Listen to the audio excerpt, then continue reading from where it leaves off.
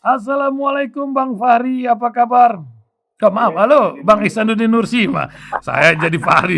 Barusan lagi ngomong Fahri Hamzah, ya. Maksudnya Bang Ihsanuddin Nursi. Jadi memang tadi itu Bang Fahri gregetan itu, temennya dikritik itu Bang. Kritik kok ke Mandalika bukannya ke Sintang? Salah Google Map atau apa itu kisahnya? Bagaimana Bang Fahri ini Bang Ihsanuddin Nursi urusan bencana di Kalimantan ini, climate dan ada lagi dijanjikan uang karbon lagi lah, inilah itulah. Makin lucu saja nih sandiwara ini. Silakan Bang Ihsanuddin Nursi. Oh, kalau ngelihat kalau ngelihat apa yang saya sampaikan tentang COP26 dibanding dengan Paris Accord misalnya, perbedaan yang paling mendasar adalah soal target penurunan 1,5 derajat Celcius panas bumi atau sekitar 2,7 derajat Fahrenheit. Kesepakatan kedua menghentikan penggunaan batu bara yang diprotes oleh India. Cina. Sehingga pembicaraan itu menjadi tertunda dan akan masuk lagi pembicaraan pada berikutnya. Dan yang paling penting dengan penurunan suhu bumi 1,5 derajat Celcius itu berarti emisi gas emisi rumah kaca memang dikurangi. Yang dalam sebulan lalu ketika saya menggunakan teorinya Bill Gates, itu ada 3 unsur yang patut dikurangi. Jumlah penduduk, services, dan unit. Kalau unitnya itu bisa dilihat misalnya pada pabrik-pabrik, ada unit termasuk pada penggunaan mobil yang biasa. Harus diperiksa. Apakah gas karbonnya memenuhi syarat atau enggak.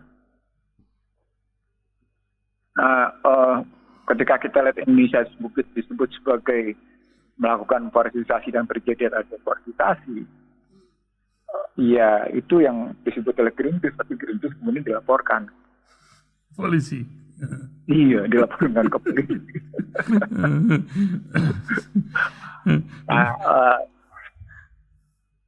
Pada saat yang sama ada bukti juga dari majalah di Jakarta ya, dalam rangka food estate, kawasan pangan, itu terjadi penggundulan yang mengakibatkan banjir.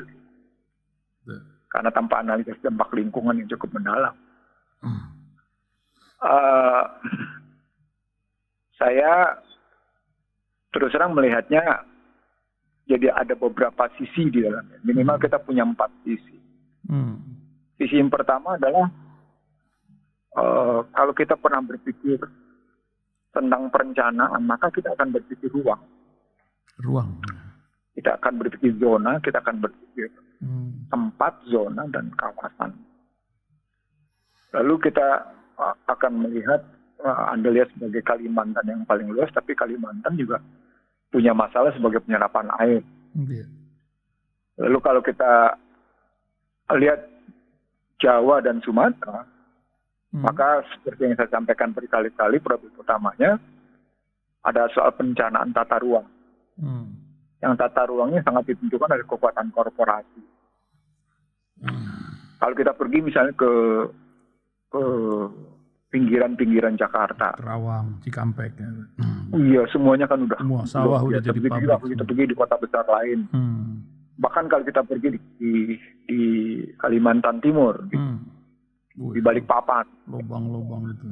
Kalau kita pergi juga misalnya Kalimantan Barat, di Pontianak, di Kalimantan Selatan, semua di kota-kota besar yang akhirnya soalnya soal tata ruang, yang ujungnya adalah soal industrialisasi dan perdagangan. Industrialisasi, perdagangan, residensial, industrialisasi, perdagangan, dan residensial. Kita tidak pernah berpikir untuk menarik relasi antara jumlah penduduk dengan ketersediaan pangan dan ketersediaan energi dengan baik. Itu baru unsur populasi dan tata ruang.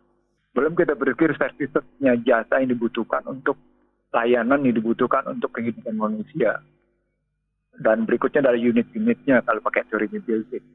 Nah, karena itu Bill Gates berpikir sudahlah daripada pusing-pusing mikirin layanan dan unit services, kurangin aja jumlah penduduknya. Kopol lagi. Betul. Kira-kira gitu. Karena buat ngasih makan orang makin banyak ini. Ya kalau yang terjadi kemarin di Glasgow, Scotland itu mikirnya begitu, mereka sedang menciptakan proyek tapi sekaligus menciptakan uang. Karena ada perbedaan mendasar dalam persoalan menangani pengurangan gas emisi rumah kaca di negara maju dan negara berkembang. Kalau saya baca misalnya BBC, yang penghasil terbesar kan dua negara, Amerika dan Cina. Ngerusak dunia ini. Amerika dan Cina adalah penghasil gas emisi rumah kaca terbesar di dunia. Nah, tapi dari situ mereka menggeser isunya makanya mereka menggeser itu dengan penggunaan fosil, energi berbasis fosil menjadi energi berbasis renewable. Nah, berjumpa lagi kita dengan statementnya Bill Gates.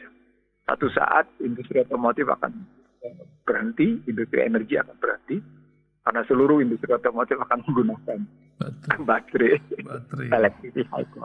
Yang barangnya dari Konawe, yang karyawannya 80.000 tenaga asing, yang disampaikan hanya 3.000, begitu kan data? Iya, apalagi. Lalu itu kan making money semua tuh. Dengan alasan itu gitu. Seperti pemeriksaan knalpot Anda gitu. Itu kan making money kan. Jual teknologi, mesti bayar.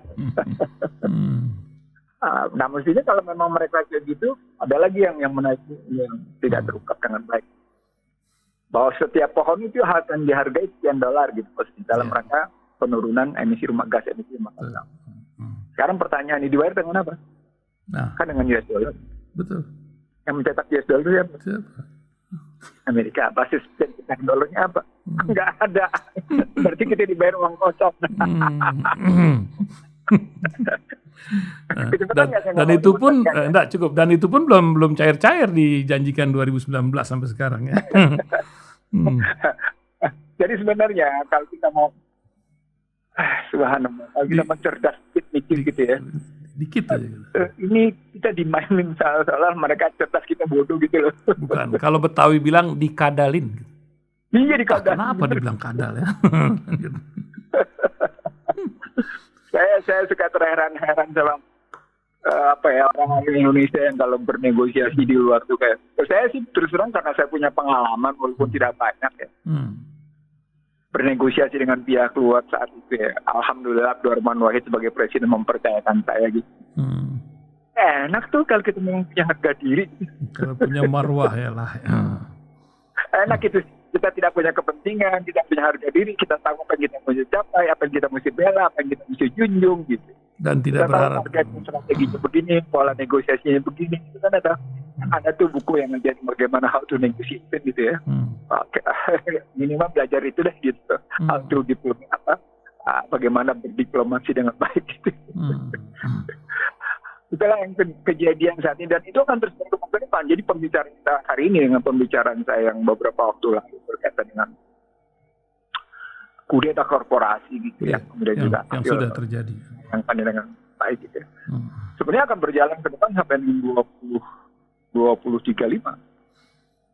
Akan kencang sekali pertarungan ini karena masing-masing negara akan mempertahankan kekuatannya. Jadi berbasis pada kekuatan tahanan mereka. Mereka akan terus melancarkan satu sistem yang saling mendominasi, yang dalam bahasa lainnya sesungguhnya bukan perang dingin, tapi itu yang disebut dengan symbolic torture, perang yang tidak terasakan sebagai perang, tapi sebenarnya terasa. China di Indonesia suka juga sudah merangsek kereta api cepat, tenaga kerja asing, nikel, pinjaman-pinjamannya, itu sudah merangsek. Suka tidak suka, itu perang. Jadi saya bilang 5I, ada invasi, ada intervensi, ada infiltrasi, itu sudah berjalan. Itu dampak dari satu kebijakan yang tidak dirasakan, atau tidak diketahui, atau tidak didalami dari prinsip-prinsip investasi perdagangan bebas dan utang luar negeri. Yang di Indonesia sejak yang namanya ditandatangani KMB. Jadi ada upaya Barat, khususnya saat itu kalau kita balik ke tahun 50-an, ke 49 sudah berlangsung. Untuk mempertahankan posisinya Indonesia begitu. Gitu. Nah, di era Orde Baru itu dikukuhkan. Di era reformasi dikukuhkan makin kuat. Jadi sesungguhnya itu yang saya bilang, kita merdeka mungkin cuma 4 tahun. Kapan? Lebihnya kita didominasi oleh pihak lain. Gitu. Masya Allah. Bang, memang ini menjadi sebuah banyak orang bilang, adakah jalan keluar? Ya ada, bukan tidak ada. Tapi kan nasib kita ini memilih yang memang kita harap luar biasa, tapi kenyataannya kan kita harus terima apa adanya ini. Nah, bagaimana Bang Ihsanuddin Nursi ini melihat di hari ini sejarah akan mengarah kemana ini kisah dari bangsa ini di tengah data yang luar biasa, dan juga sampai hari ini juga pemilihan umum belum ditentukan, ini lagi hang-heng-hong di antara para pemangku jabatan. Perubahan undang-undang pemilu pun nampaknya tidak mau bergerak ini. Gimana Bang? Ini pertanyaan menarik. Pertama jalan keluar, yang kedua kemudian soal situasi kekinian mengarahnya kemana. Saya konsisten pada kajian saya di bangsa terbelah. Jalan keluar pun sudah saya sampaikan ke bukan pejabat biasa ya, pejabat tinggi. Saya ulang ya, bukan pejabat biasa. Tentang solusi atas dominasi dari masyarakat kelas menengah atas sampai kelas atas gitu. Tematik yang saya bawa solusi atas dominasi. Ceramah saya bukan belasan kalangan pejabat tinggi. Jadi orang tahu persis bahwa saya menawarkan jalan keluar atas satu dominasi di negeri. Itu berarti saya punya model. Saya minta maaf kalau saya bilang saya. Saya punya model untuk keluar karena saya melihat ada potensi luar biasa dari bangsa ini untuk bangkit, tegak berdiri gitu atas kekuatan diri sendiri. Walaupun dari aspek beberapa teknologi itu kita mesti beli, kita mesti belajar. Nah, persoalan pokoknya adalah ketika kita ngebahas kondisi kekinian, kita masih silang sengkarut gitu ya. Karena beberapa elitnya melihat apakah akan ada pemilu di 2024 atau kemudian mundur ke 2027. Kalau kita bilang silang sengkarut pemilu 2024 dan pemilu nantinya 2027, orang menduga terjadi pergeseran di dua instansi penegak hukum yang akan masuk ke wilayah politik, sehingga penegak hukum betul-betul tidak lagi dalam posisi netral melakukan tindakan hukumnya, tapi sudah menjadi bagian dari alat kekuasaan politik, bukan alat kekuasaan negara. Ada perbedaan besar kalau kita bilang alat kekuasaan politik dengan alat kekuasaan negara. Itu yang dicurigai oleh banyak orang.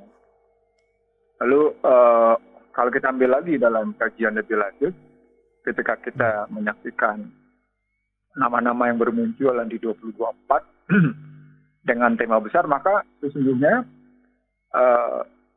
yang kita tangkap adalah kondisi kekinian itu seakan-akan tidak menyadari problematik yang mendasar, problematik yang mengakar, sehingga bangsa ini muncul dengan keluhan di luar dihargai, di dalam dikerdilkan. Itu kan mestinya introspeksi diri. Kalau saya tidak akan mengeluh keluar, tapi saya akan bertanya pada diri saya, kenapa saya di luar dihargai? Lalu kenapa di dalam saya dikerdilkan? Kan kalau pakai kuadran analisis, mestinya kita di luar dan di dalam dihargai, bukan di dalam dan di luar kita dikerdilkan. Jadi ada dua tesis yang muncul, di luar dan di dalam kita dihargai, atau di luar dan di dalam kita dikerdilkan. Itu mesti muncul dalam tesis itu. Dalam rangka kita melihat apakah kepemimpinan kita memang kepemimpinan yang didasarkan atas kejujuran, kepemimpinan didasarkan atas penerimaan lebih banyak kalangan, atau kepemimpinan yang menimbulkan satu beban bagi kemasyarakatan. Anda boleh merasa dihormati dan dihargai di luar, tapi kalau saya mengikuti misalnya satu video-video yang dikirimkan oleh teman-teman di luar gitu, saya dapat jejaring dari luar kan cukup banyak. Apa yang disebut dengan dihargai, saya nggak ngelihat itu gitu. Mungkin saya salah kali ya, mata saya terbatas gitu. Tapi ada beberapa teman-teman yang ikut langsung ke sana bercerita juga langsung sama saya. Nggak Oh, begitu gitu. macam gitu. Nggak begitu gitu kayaknya. Hmm, Dia peserta langsung G20, dia peserta betul. langsung itu. Iya, Dia iya. langsung. Translate jadi tahu lah. Jadi tadi tesis dihargai dan di luar dan di dalam. Itu kalau kita ambil kewadanannya. Atau kemudian tidak dihargai di luar dan di dalam. Itu juga dua-duanya balik dalam posisi bagaimana kita mawas diri. Suka tidak suka gitu. Kalau kita lihat hal yang pernah demikian rupa dihargai. Atau kalau kita cari sekarang Xi Jinping yang masuk ke dalam periode mau ketiga kali gitu.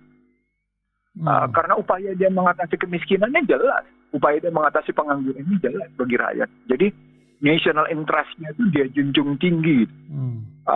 Hentakan-hentakan yang dimunculkan dari pihak luar kepada China, dari kasus perang dagang sampai COVID sampai dengan Evergrande Gate misalnya, itu tidak membuat China berantakan gitu. Bahkan isu Federal Reserve yang menyatakan akan punya contagion effect atau efek domino pada Evergrande, China sama sekali tidak menanggapi itu. Artinya ada sistem dan mekanisme pertahanan yang dibangun oleh China cukup luar biasa. Pada saat yang sama kita lihat kepemimpinan yang terjadi di Turki, diancam oleh Barat untuk dikenakan sanksi keuangan karena beli S-400, satu sistem pertahanan nuklir udara gitu yang luar biasa. Erdogan ini nggak peduli gitu. Nggak peduli dia tetap aja gitu. Begitu juga India yang menjadi bagian dari sistem kerjasama pertahanan Asia Pasifik yang juga beli S-400 dari Rusia juga nggak peduli dengan ancaman embargo Amerika. Artinya negara-negara tertentu sudah mulai terbuka melakukan perlawanan terhadap Amerika, dan kalau kita introspeksi di situ kelihatan bahwa Amerika selama ini memang tidak adil dalam peranannya sebagai dominator dunia, dominator global. Maka negara seperti Turki, negara seperti India yang justru mitranya itu menunjukkan perlawanan. Itu kalau kita ngambil contoh ke dalam. Kita ngelihat misalnya kemimpinan kita lihat aja bagaimana Malaysia dan Singapura serta Filipina melihat kita, atau Thailand. Yang disebut dengan Asian Five, Thailand, Filipina, Singapura, dan Malaysia terhadap kita. Kita bisa lihat apakah kita memang sudah diperlakukan seperti era sebelumnya, betapa kita disegani gitu, atau akhirnya udahlah. Bisa kita lihat sendiri gitu dalam kancah regional. Lalu dalam kancah internasional, dalam kancah nasional kita juga bisa lihat kenapa mesti terjadi kondisi seperti sekarang, di mana kepemimpinan terasa sebagai sebuah beban bagi masyarakat lain. Hal-hal yang begitu yang muncul sebagai bagian dari mawas diri. Nah, kalau itu pertanyaannya menjadi berarti ke depan sistemnya, kesalahan sistem yang kayak gini mesti diperbaiki. Itulah muncul gelombang keinginan orang, kalau saya di sebuah grup gitu ya, menyatakan pentingnya kita kembali ke Undang-Undang Dasar 45, lalu kita perbaiki berbagai kekurangannya. Misalnya tentang periodisasi masa jabatan, seperti yang saya ulang berkali-kali. Lalu tentang katakan pasal 23, bagaimana peranan fiskal dengan moneter jangan jauh lebih baik. Lalu di pasal 33 tentang bagaimana hajat hidup orang banyak dan komersial goods atau barang komersial ditegaskan. Lalu kita kembali lagi ke dalam relasi posisi sisi multikameral, dipertegas tentang utusan daerah dan utusan golongan. Mari kita perbaiki yang dalam bahasa sederhananya, dalam bahasa prosesnya. Yuk kita bikin dimnya, di mana kekurangan Undang-Undang 45. Baru kita lihat di mana kelebihan Undang-Undang 2002. Jangan malah bikin ketentuan yang bertentangan satu sama lain. Ini kan Undang-Undang Dasar 2002-nya bertentangan satu sama lain.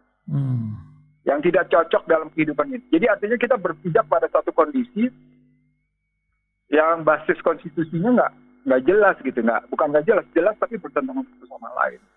Nah, para petinggi ini bukan tidak sadar isu tentang pokok-pokok haluan negara gitu ya. itu kan diakui bahwa sesungguhnya ada problematik dalam kehidupan bangsa dan bernegara, dalam perencanaan pembangunan.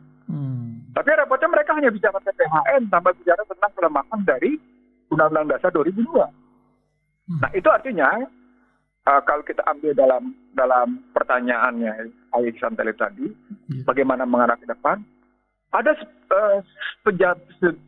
pejabat tinggi itu yang mengakui bahwa memang ada problem tersendiri dalam kehidupan berbangsa bernegara berbasis konstitusi. Tapi mereka, ya sudahlah toh kita sedang menikmati gitu. Itu yang saya sebut sebagai Stockholm Syndrome. Itu yang saya sebut sebagai Stockholm Syndrome. Simbolik torturnya melahirkan Stockholm Syndrome.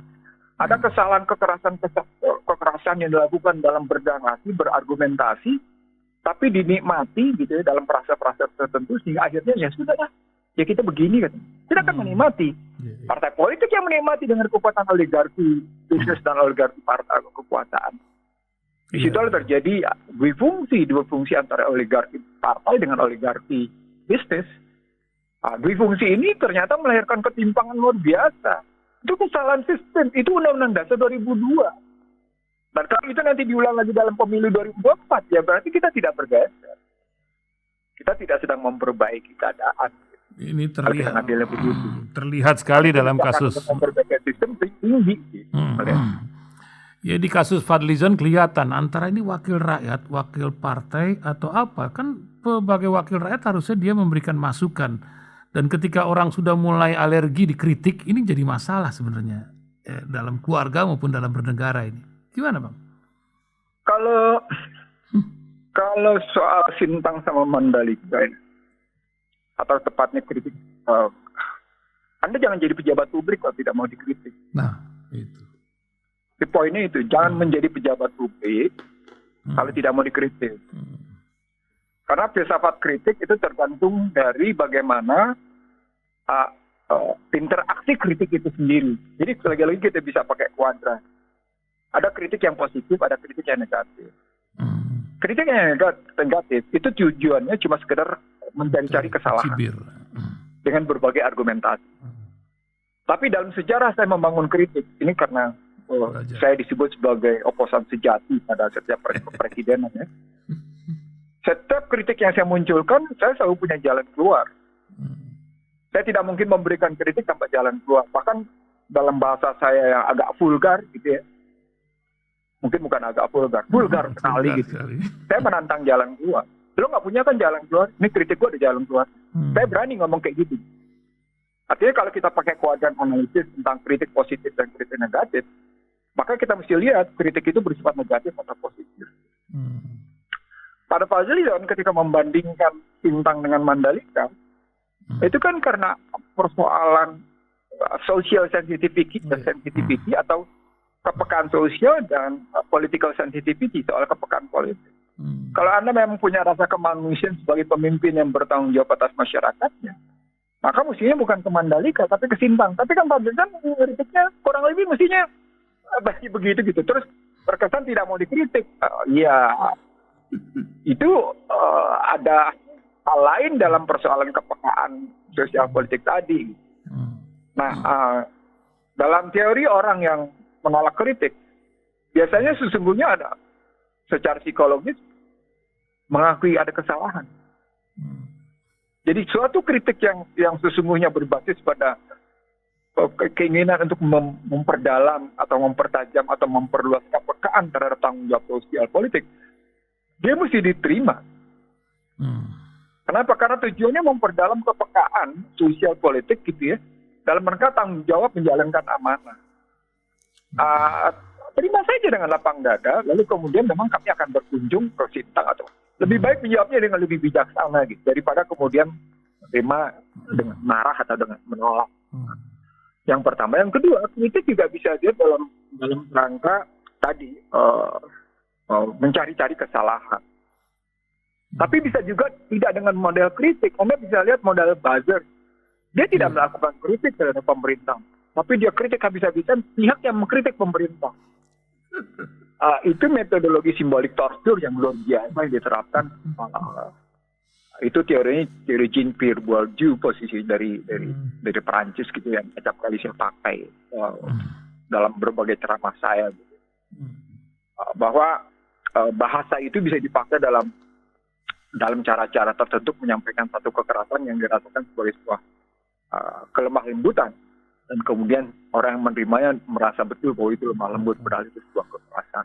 Nah, kalau kritik itu di satu sisi terhadap sesama kelompok tapi tidak terhadap pihaknya, ya akan terjadi apa yang disebut dengan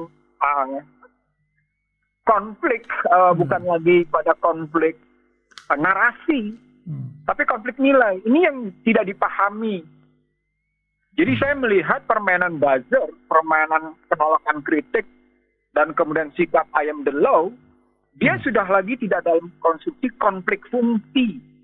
Jadi kalau kita ambil struktur otoritas konflik gitu ya, kalau kita ambil struktur otoritas konflik itu demikian rupa, maka kelihatan konflik fungsi, konflik instrumentasi, konflik strategi, itu bisa mendewasakan. Itu dalam teori konfliknya Dahrendorf. Tapi ketika masuk ke dalam teori konflik nilai, dia langsung saling menegasikan, dan ketika konflik nilai tidak diselesaikan, dia akan habis menggerus kreativitas dan kelancaran mobilitas masyarakat untuk mencapai tujuannya. Yang terjadi adalah perjalanan masyarakat menuju apa yang mereka hendak capai tersendat-sendat, bahkan jatuh bangun, bahkan rupa-rupa. Itu yang dampak negatif dari konflik nilai. Ini yang saya lihat tidak dipahami oleh para pemimpin, atau tepatnya diabaikan oleh pemimpin, bahwa yang terjadi adalah konflik nilai. Saya tidak tahu kenapa para pemimpin bangsa ini abai akan konflik nilai yang sedang terjadi. Apa karena memang mereka menderita simbalik Churchill dan Stockholm Syndrome atau tidak, saya tidak tahu. Saya tidak mengerti. Tapi yang saya tahu, ada semacam pengabaian terhadap apa yang saya sebut sebagai konflik nilai, yang bermula dari konflik fungsi. Dan mereka biarkan itu naik menjadi konflik nilai. Nah, inilah kritik yang sesungguhnya tidak lagi bermuatan pada narasi-narasi tertentu. Propaganda. Bermuatan kepentingan tertentu. Nah, pada tataran itu diperlukan satu pemimpin yang punya sikap arif bijaksana. Satu pemimpin yang punya kesejatian akan kejujuran dirinya. Satu kepemimpinan yang punya narasi akan kearifan, akan pengetahuan, rasa, dan keberpihakan kepada masyarakat yang dipimpinnya. Selama sang pemimpin tidak merasakan siapa yang dilindungi, siapa yang disejahterakan, siapa yang dicerdaskan, dan siapa yang diajak ke depan, ya agak repot. Luar biasa. Nampaknya di hari ini nih Bang, Hari Toleransi Internasional hari ini juga. Nampaknya buzzer ini nggak ada toleransinya sampai make nama Joram van Cleveren. Belanda ini uring-uringan namanya dipakai kepada para pemuji Jokowi dan pengkritik Anies. Toleransi apa yang kalau dalam Islam sih sudah jelas sekali lah, terang benderang. Tapi nampaknya bangsa ini mesti belajar lagi toleransi yang sudah diberikan garis-garis dalam konstitusi awal negeri ini. Lupa panggang dari api tah gimana gitu. Ini kok konstitusi kemana, main macam falsafah apa, mensana in corpore sano. Konstitusi ke sono, kegiatan ke sini gitu. Gimana Bang? Seperti kajian juga saya sebelumnya, setiap kali kita mengunyah satu narasi, satu frase, satu diksi yang tidak kita pahami dengan baik. Saya dulu mengkritik istilah reformasi ketika sering dipakai oleh sejumlah petinggi, termasuk oleh sejumlah TNI, termasuk dipakai oleh sejumlah kaum reformis. Apa sih reformasi? Saya bilang, coba urut dari mana kata-kata itu. Kenapa mesti digunakan oleh Amerika terhadap negara-negara yang belum sungguh-sungguh sesuai dengan kemauannya, sehingga mereka menggunakan istilah reformasi struktural pada energi, reformasi struktural secara politik, reformasi struktural pada sektor-sektor tersebut. Apa sih reformasi itu? Kenapa mereka gunakan istilah reformasi? Apa yang disebut dengan reform? Pembentukan ulang. Kalau sekedar ngebentuk ulang sih oke. Ternyata kan bukan sekedar ngebentuk ulang, itu soal nilai. Sama dengan istilah toleransi ketika Rand Corporation mengatakan sesungguhnya diperlukan Muslim yang moderat Nah.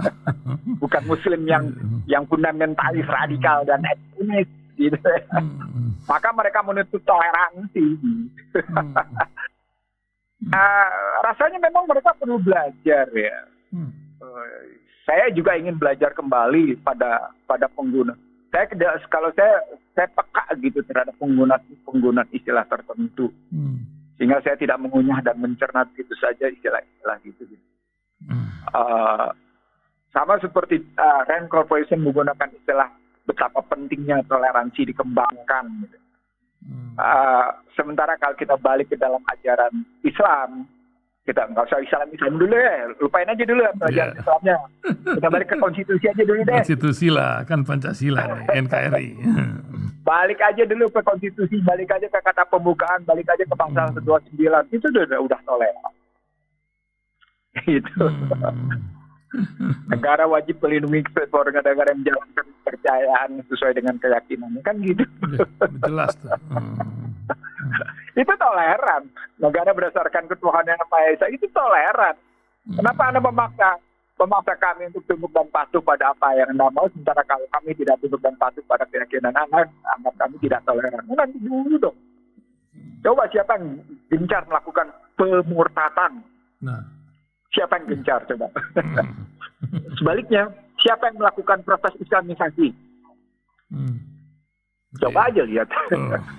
Coba kalau indikatornya sederhana kan. Apa indikator berikutnya? Lihat statistik. Jumlah penduduk Islam menaik apa menurun?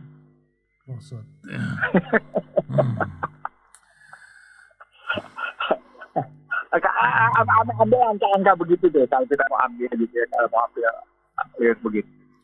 Ambil lagi langkah nyata. Mari kita lihat kenyataan. Ini yang hidup di Indonesia. Tegaknya ajaran Islam atau tegaknya ajaran materialis. Dengan riba yang tidak masuk ke sumsum, bukan lagi ke susun antara ke sumsum dan ke tulang. Coba deh. Bukan lagi ke darah ya, ke sumsum dan ke tulang gitu. Iya, bukan lagi ke susun dan saraf, sudah masuk ke sumsum dan ke tulang. Ayo coba deh jawab kalau udah kena kayak gitu.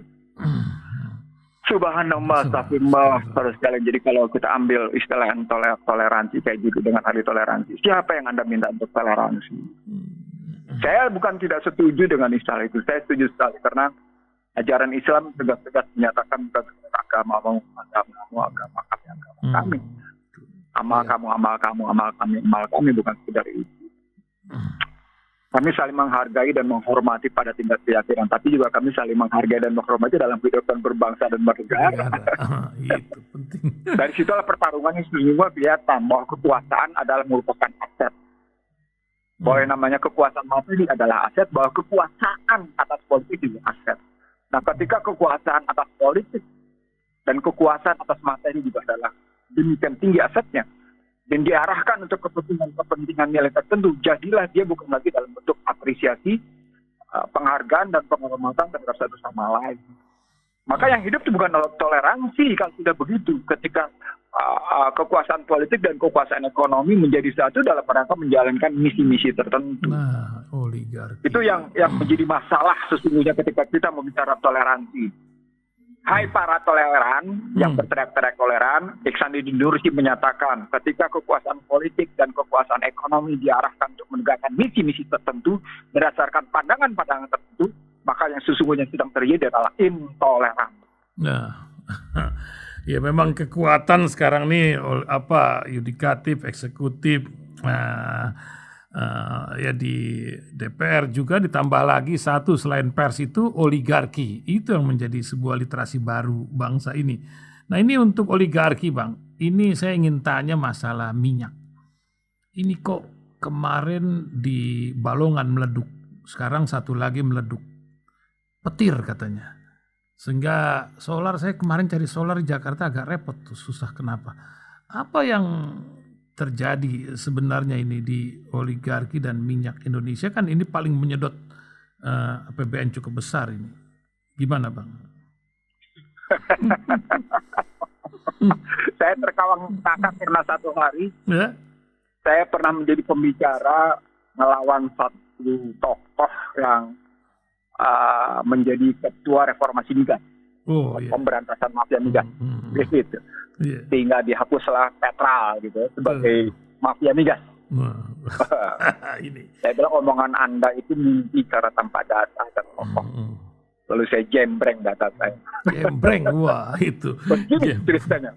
Saya satu-satunya manusia yang gagal diundang oleh para mafia migas itu ke Singapura. Sementara teman-teman saya berarti diundang. Dan entah apa yang terjadi di sana. Tapi saya tahu yang terjadi, cuma saya nggak layak mengemukakan. Nah, lalu dari sana ada sejumlah orang bangga karena rezim ini sudah berhasil memberantas mafia migas. Dan mereka menggunakan integrated supply chain sebagai pengganti petrol. saya kembali lagi tersenyum. Kayak gue nggak tahu aja latar belakang integrated supply chain. Nah, dari sana sesungguhnya yang sedang terjadi adalah kalau tadinya bagi-baginya 2-3 orang, sekarang bagi-baginya lebih banyak. Itu. Nah, sesungguhnya yang sedang kita lihat adalah sepanjang yang namanya, ini kita pakai teori rekrutmen ya. Kita pakai teori rekrutmen soal impor. Sepanjang satu negara tergantung pada kekuatan impor untuk memenuhi kebutuhan hajat hidup orang banyak. Maka yang akan terjadi adalah ketimpangan, ketidakadilan, dan apa yang disebut dengan asymmetric information atas situasi barang yang di luar dan situasi harga barang yang di luar dengan harga barang yang di dalam. Apa poinnya? Korupsi. Bahasa kerennya asymmetric information itu Stiglitz sehingga dia terima Nobel. Krugman memperkuat dalam teori perdagangan internasional. Ini pakai 2 tokoh ekonomi dunia yang masing-masing penerima Nobel. Kalau kita ngambil teorinya itu, maka dalam konstruksi energi Indonesia akan terus-menerus mengalami kayak gini ketika kita sama sekali tidak mampu memenuhi hajat hidup orang banyak berbasis pada kebutuhan diri sendiri, berbasis pada yang namanya produksi diri sendiri. Jadi produksi di dalam negeri harus sesuai dengan kebutuhan dalam negeri. Itu teori saya yang lama. Ini teori saya 20 berapa tahun lalu gitu. Closed circuit economy, closed open circuit economy saya sebut. Jadi untuk beberapa hajat hidup orang banyak, Anda tidak mungkin membuka keran impor habis-habisan. Apakah energi, pangan, atau yang lain. Tak mungkin kita buka impor, karena di situ akan terjadi ketimpangan luar biasa. Di situ akan terjadi disparitas harga yang luar biasa gitu. Nah, ketika kebakaran di Balongan Cilacap ini kan bukan baru yang pertama. Cilacap udah yang kedua kali, Balongan udah yang kedua kali kebakarannya. Kalau yang kemarin di Cilacap katanya kebakar tangki Pertalite. 31.000 kiloliter yang kebakar. Masya Allah. Ya dampaknya memang tentu pasokan dalam negeri berkurang. Walaupun kemudian dijamin bahwa itu tidak akan mempengaruhi harga. Begitu sampai pada persoalan harga, balik lagi saya ke prinsip saya. Yuk kita buka biaya pokok produksi. Saya ingat betul ketika saya berdebat dengan Pertamina, dia dengan entengnya menyatakan bahwa harga Pertamax, harga juru bicara Pertamina, bukan Pertamina. Saya menganggap dia bukan mewakili Pertamina. Dia anak kecil yang dipakai oleh Pertamina gitu untuk bicara dengan saya di sebuah TV swasta gitu. Yang buat saya dia tidak menjawab akar masalah.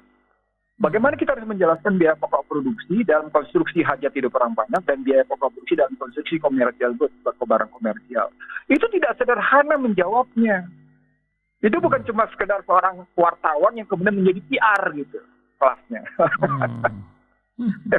itu semua ekonomi mendalam gitu loh. Karena ada soal perhitungan-perhitungan mendasar pada biaya pokok produksi untuk public goods dan biaya pokok produksi pada komersial goods. Nggak sembarang seperti itu. Padahal strukturnya jelas. Kalau saya menstrukturkan dari mulai eksplorasi ke tanking, ke distribusi, kilang, distribusi, tanking lagi, ke penyimpanan lagi, baru kemudian bisa ke retail. Itu panjang mata rantai. Pada saat yang sama kita harus impor karena kekurangan produksi. Hingga hari ini katakan kita butuh 1,4 juta barel per hari. 800.000 barel kita mesti impor. Dari Iran termasuk. 800.000 barel tiap hari. Kita mesti impor. Anda bayangkan kalau 800.000 barel, per barelnya kena $80, berapa tuh? Komisi.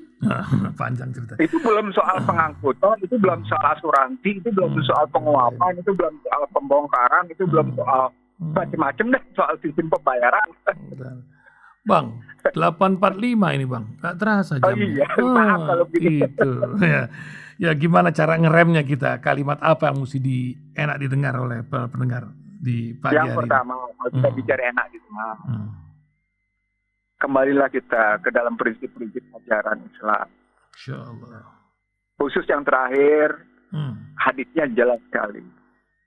Air, api, dan tanah pertanian adalah public goods. Dia tidak diperdagangkan bebas. Ada lagi public goods yang lain, kurma dengan kurma, gitu. Perak dengan perak, emas dengan emas, gandum dengan gandum, garam dengan garam. Itu juga menjadi public good. Ada lagi yang lain, kejujuran, pengolahan organisasi yang baik, itu juga public good. Ini kalau ambil dalam rangka kita apa yang saya sebut sebagai trust seeking the truth. Bagaimana kepercayaan menjangkau kebenaran menjangkau kepercayaan. Itu kalau kita jalan, kita akan kembali dengan baik. Kenapa negara-negara tertentu tetap bertahan pada katakan suku bunga acuan yang rendah? Kemarin Joe Biden mendapatkan persetujuan para Kongres untuk 1 triliun infrastruktur. Itu kan lapangan kerja, karena memang dia menganggap betul bahwa problematik ketimpangan di sana tinggi. Jadi sesungguhnya kalau kita mau baik, nggak ada jalan lain. Itu ajaran Allah yang memberikan kebaikan kehidupan dunia. Selama kita pegang ajaran di luar ajaran apa, ya kita akan mengalami hal seperti sekarang. Mungkin balik nggak karuan. Nah, karena di level negara itu kayak gitu, maka pertanyaannya, di level mana kita bisa melakukan itu? Ya kembali lagi dalam ajaran Allah, ajaran Al-Quran. Al-Quran mengajarkan 7 lapis struktur masyarakat. Ada masyarakat internasional, ada masyarakat regional, ada masyarakat nasional, masyarakat sosial, komunitas, keluarga, dan individu. Kalau memang kita bisa melakukannya pada level komunitas, ya lakukan pada level komunitas. Yang penting defense mekanisme pertahanan diri atas gejolak itu kokoh. Sehingga kita tidak menjadi korban dari arus materialisme yang menghanyutkan dan kemudian dalam suasana yang jalim satu sama lain. Saya kira itu yang bisa saya sampaikan. Terima kasih. Mohon maaf kalau kepanjangan. Terima kasih. Terima kasih Bang Iksan Nursi. Manfaat itu. Assalamualaikum Bang. Waalaikumsalam warahmatullahi wabarakatuh.